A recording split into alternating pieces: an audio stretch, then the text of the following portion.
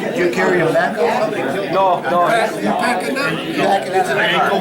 Check your ankle? They had a couple of what it was all about. They got back to the alley. So that's how much you need for these guys, you know?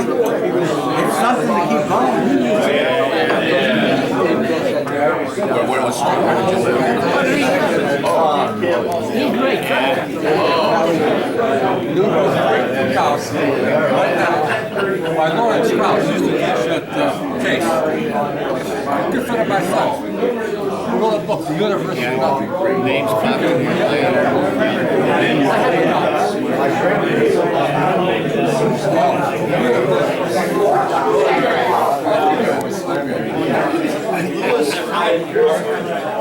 Yeah, he was I never knew what his first name was. Lou or Phil?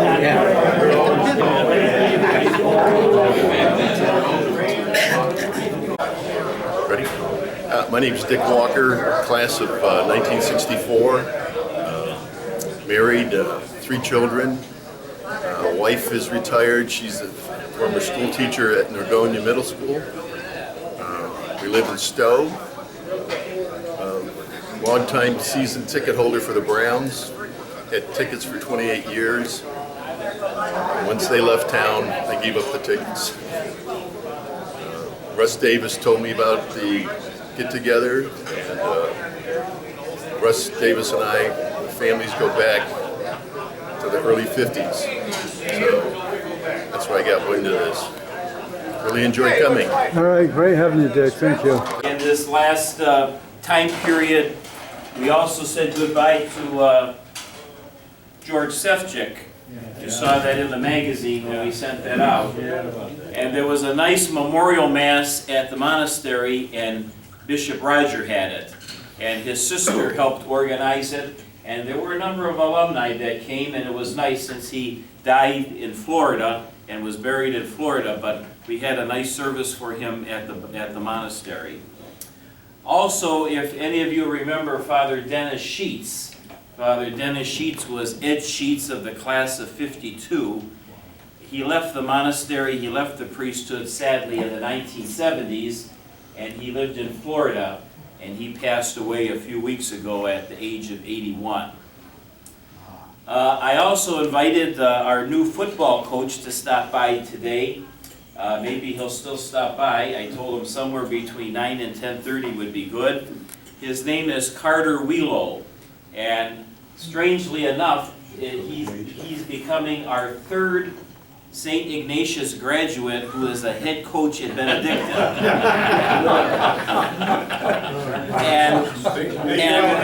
and speaking to Chris Lorber, our athletic director, it's interesting with our sports heritage, we really don't have any alumni assistant coaches in the area.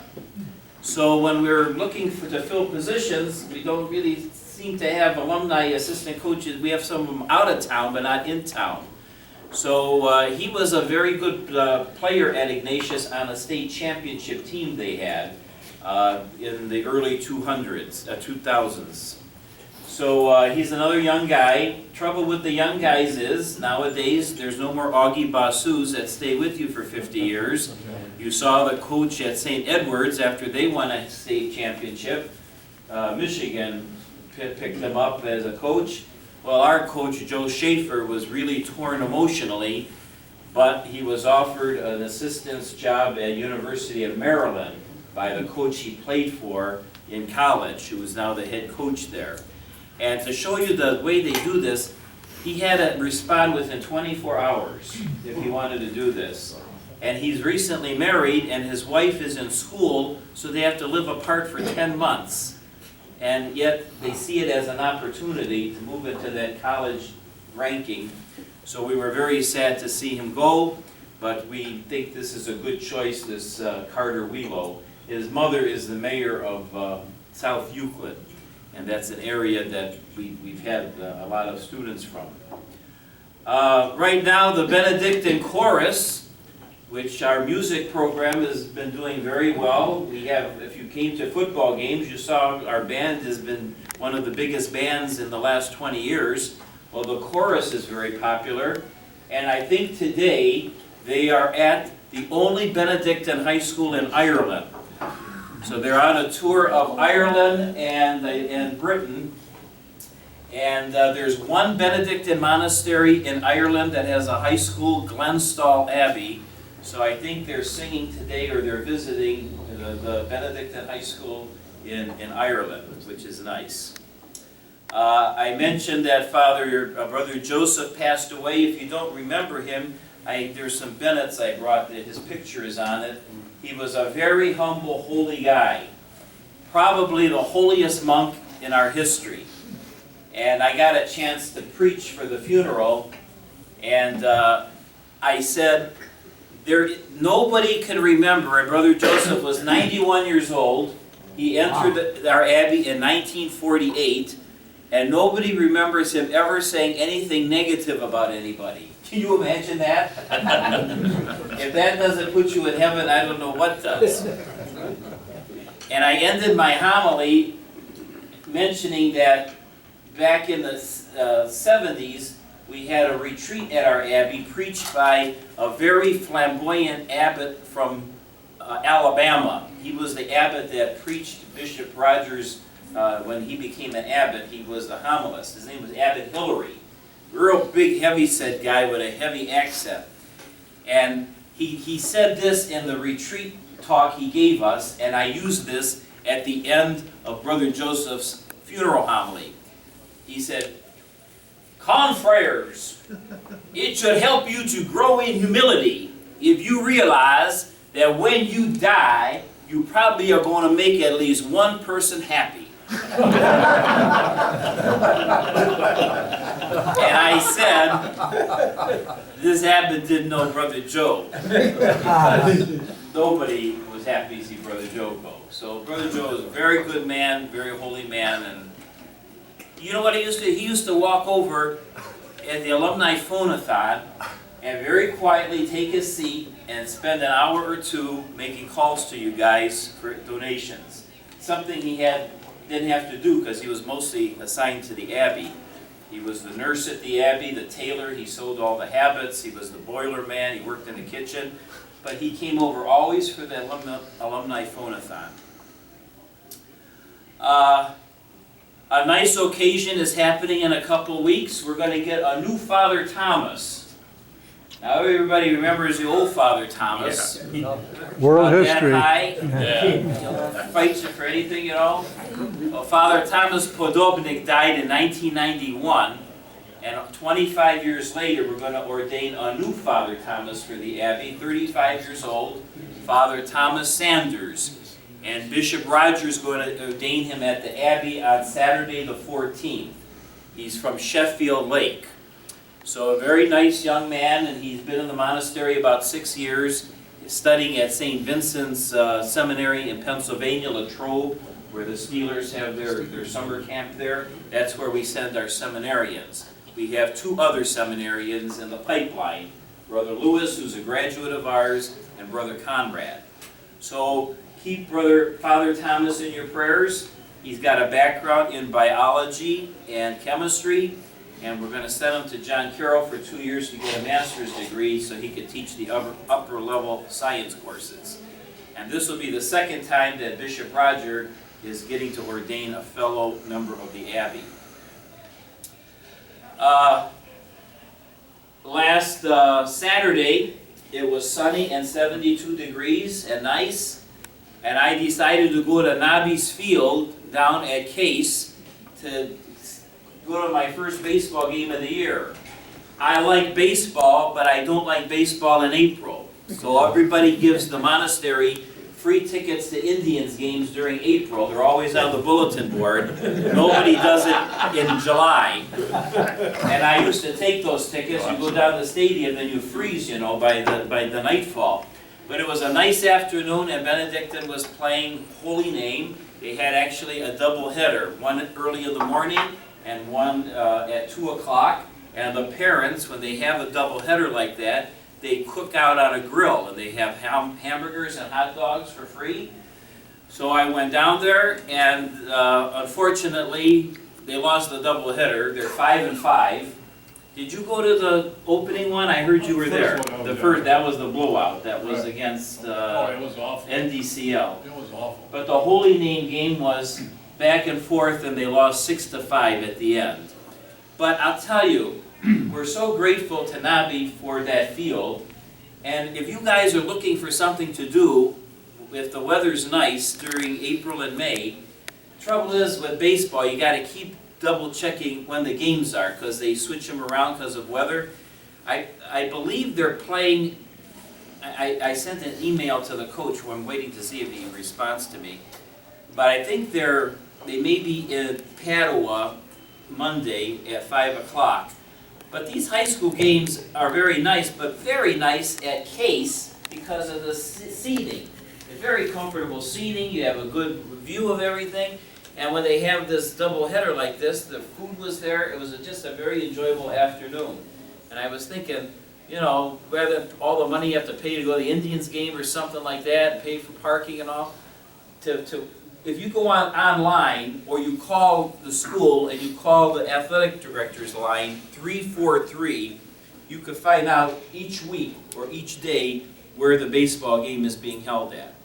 So just a thought, go online, see where the Bengals are playing. And usually they have online games this week, and if they're saying games this week, then it's not just the old schedule, it's the updated schedule. And our baseball coach is a graduate of St. Ignatius, John Ellis. And our track coach is a graduate of St. Ignatius. So we got quite an ecumenical faculty there. They have finally found religion. Yes. Come to the right place. Who is Italian here? Gotta be some Italians. All the Benedictine Italians are showing up tonight for the annual festa at Benedictine. They got signs all over, hanging over the doors. This has become a very big event at Benedictine. And it's always this weekend in April, every year on a Saturday night. And all of our Italian alumni come and work and contribute, bring something, and they have a big dinner, a big pasta table, they have a band, and they have silent auction, and they raise about $10,000 that they give to the school for scholarships. So if you like Italian food, and Mark Francioli is the one that's been doing this for so many years, you're going to be there tonight, right? Yeah, sure. Yes. So it's just something a lot of people don't know. This one of our biggest events of the year is the Italian Festa at Benedictine at the end of April. Some new things at Benedictine. One of our alumni again offered us matching funds. If we raised so much money, he would match the money to enable the athletic department to get a new locker room. The locker rooms that we use in the school are from 1962, and they look it. And they needed to be renovated, but they need more space because there's more. You have lacrosse now, you have teams like this that you didn't have in 1962. So the only room in that gym building that wasn't being used for athletics was the band room, which was the newspaper office when I was in school, the corner room. So we had to find a new place for the band, so we moved the band to the old freshman locker room in the main building, which was the locker room when the gym was in the main building. So this alumnus gave us matching funds to take that was the old freshman locker room with, I think, 22 showers in there and everything. clear that all out and make a band room, very nice band room. And our baseball coach's brother has a little construction company, and they did it in a very reasonable way for us.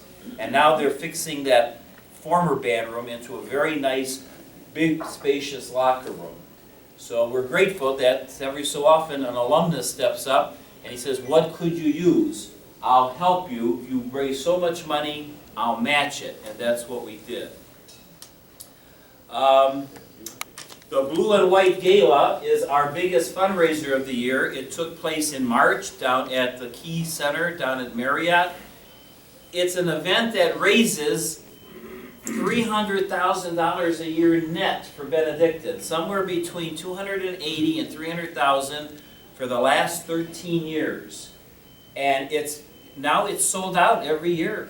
We sell out, and we have about 400 people there, and they bid on items and everything, and it's a beautiful occasion, very enjoyable.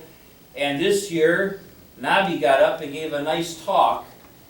And you have to talk fast there because they're drinking and eating and doing all kind of other things. And it's hard for me to talk fast. Yeah, it's hard for him to talk fast because certain words he gets, he repeats it a little bit. But one of the things he made as a point was to remember Benedictine in your will. And I visited a Benedictine high school in Newark, New Jersey. It's in the middle of the downtown, real bad area.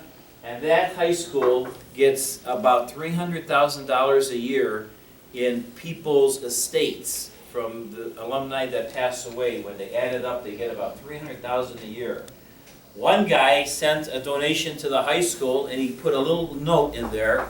He says, when I croak, you guys are going to get a nice gift. That's all he put on the note.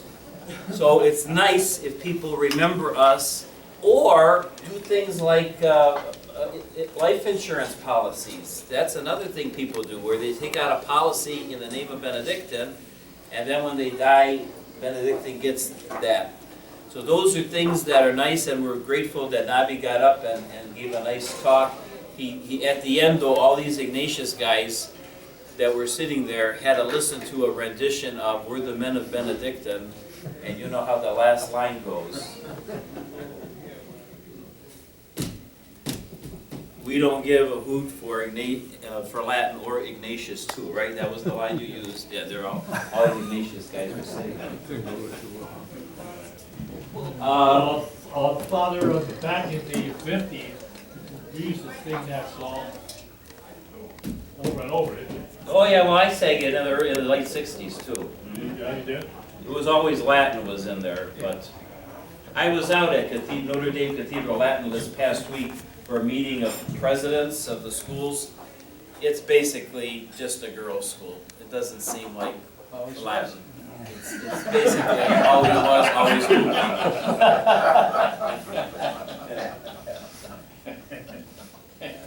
And one of the sports at Benedictine that's very popular, and that even a couple years ago had more kids involved in football, is lacrosse. Lacrosse is very popular with high school kids now, and we have one of the better programs in the area.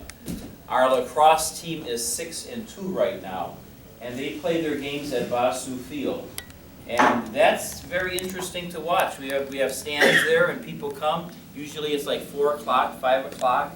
So if you ever want to see lacrosse, that's a nice opportunity to come down to Benedictine to see lacrosse. We beat Lake Catholic 15-5 last week. So that's what I'm saying. Our lacrosse team is very good. We have a varsity and we have a junior varsity also.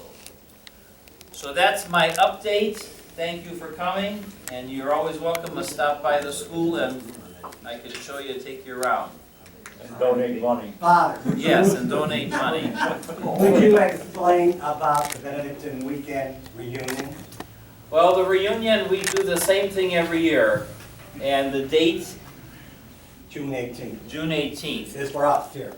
Okay, that's the Saturday one.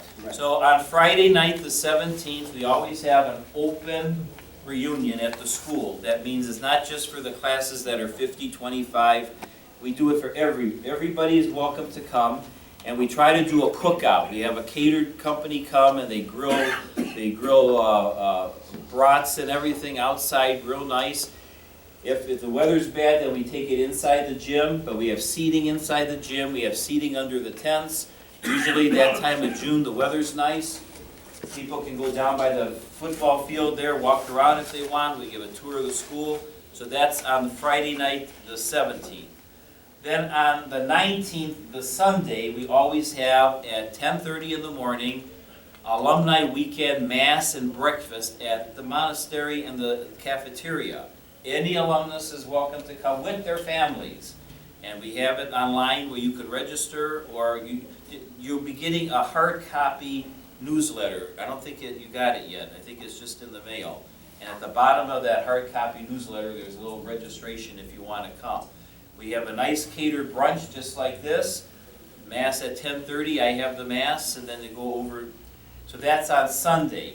Saturday, we always leave open for the anniversary classes to get together if they want to meet at a restaurant or something, or a golf outing. And Bob decided to have one of these breakfasts on that 18th. So that's why it's coming sooner than usual, but there's going to be a breakfast during Alumni Weekend on the 18th in the morning. And also, Joe Hornack, or as organized as he is, has his class reunion at the Mass on Sunday. He said it's easier to get the guys out earlier in the day, so he invited them to come to the Mass and the brunch that we have in the morning like that. So if you have friends, fellow alumni, that weekend you have all these options. Friday night, down at the school, stag night. Saturday morning here. Sunday morning at the Abbey and at the high school. And if the particular class has something, they are the class of the 50-year class. I know class of 66 is organizing something for Saturday night. So that's what they're doing for Saturday night. All right, Bob. Yes. Now, here we have the June 18th sign-up for the breakfast. Oh. My question to you is, could we also sign for the Mass and the breakfast here and give you a list of those? Yeah. That Then they could send in money for that, or. All right, if you want to sign up for the Mass and the breakfast, that's right here, okay? And that's for the 19th.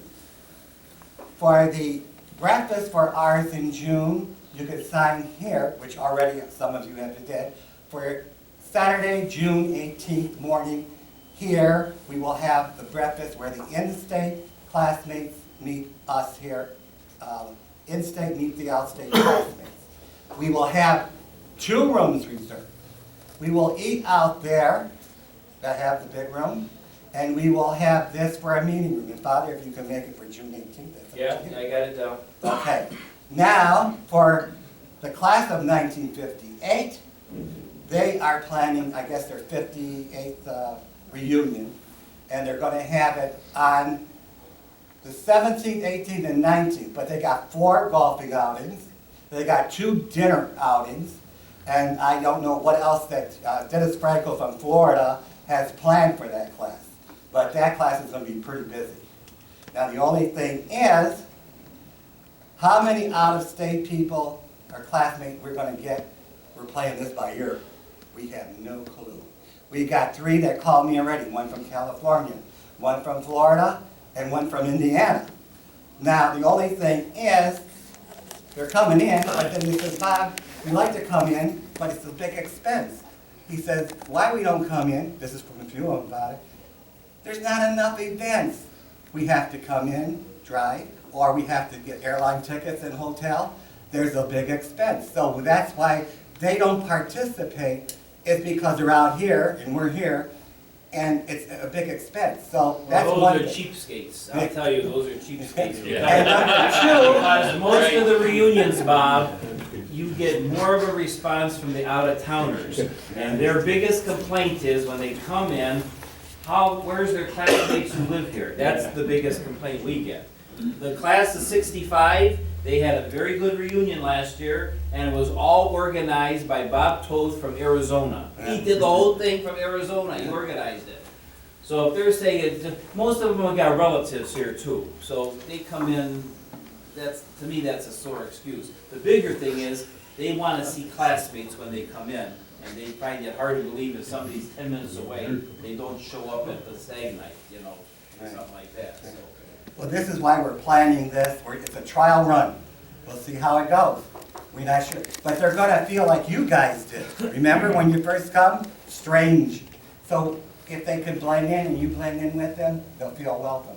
Or everybody try to bring somebody else too, so make a. Whatever. Yeah. So we got the sign-up sheet, call me, make your reservations. If it's available, let's see what happens. We'll play that by ear.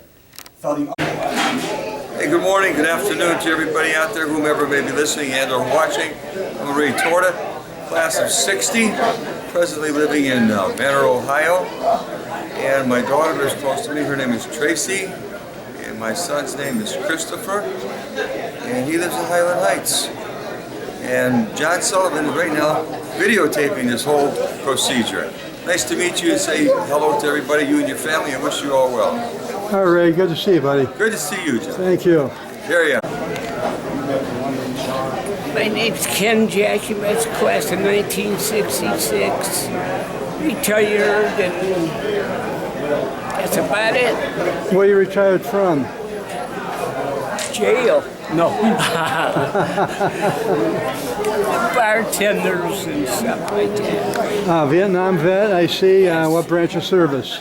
Army. What years were you there? A year? 67, 68. Okay, and what unit were you in there? What unit were you in? I was in 196th Aviation. I was a door gunner on a helicopter. What kind of choppers did you fly? Huh? What kind of choppers did you fly on? Chinooks and Hueys? Hueys, yeah. Okay. All right, well, good to see you here. Thanks very Okay. much. Thank you. Bob Anderly, class of 58. I retired from the post office after 40 years. Raised my grandkids now, and that's about it. Oh, where do you live? I live in Parma Heights. Okay. All right, well, anything else you want to add? Well, I was a CYO grade school basketball coach. I'm in the CYO Hall of Fame downtown. All right. That's about it. Thanks very much.